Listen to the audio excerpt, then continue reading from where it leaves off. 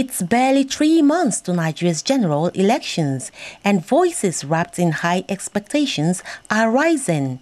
This time from Nigerian students who are demanding deliberate moves from the incoming government to effect realistic changes in their nation.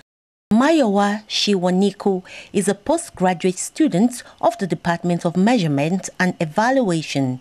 She says a committed and deliberate improvement of power supply by the incoming administration in 2015 will go a long way in promoting better learning in schools as well as upgrading the lives of Nigerians. As a student with electricity, you can't really do anything. You need to work on projects, you need to read, you need lights. So we need government to help work on that. And over the years, we've had so many vain promises from the government. We will do this, we will do that. Yet it seems like we are not realizing it all.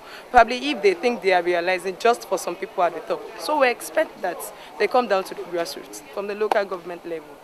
Start effecting change. Come to schools and see what you can do for your people. We vote them in. So they should be also responsible back to us and not using us as mercenaries to get what they want. Babatunde Wellington, a final year student of the Building Department of the University of Lagos, is of the strong opinion that the incoming government should provide wide-ranging scholarships for students without any bias over ethnicity or their course of study.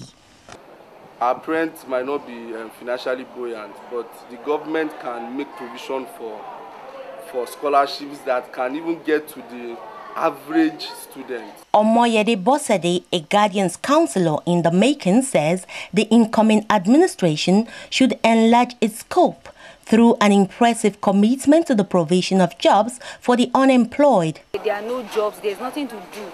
Now, when we are talking about skill acquisition, how many people want to acquire a skill after you have spent 4 years, you have spent 5 years in school?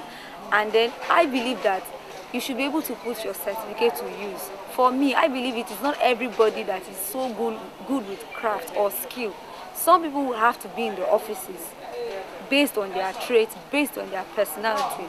So the government, as much as the government is advocating skill acquisition, being self-employed, the government should also expand our industries.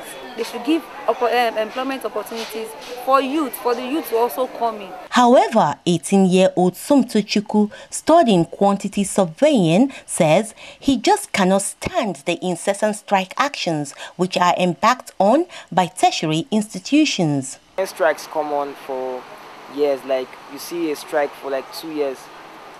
And seriously, students are supposed to be in school. Lecturers are supposed to be teaching. In fact, that's like one of the basic things that affects the educational system. If the lecturers are supposed to be paid right, let the lecturers be paid right. Olumide Adeshina, a mathematician gunning for postgraduate qualification, says nothing can be more important in the next administrative dispensation as the provision of security. Muftau Mogaji strongly agrees. Security and the social unrest needs to be addressed. The security system in this country presently is nothing to write home about. So we expect quite a lot from the incoming government. This is my third postgraduate program, but I expect quite a lot from the government.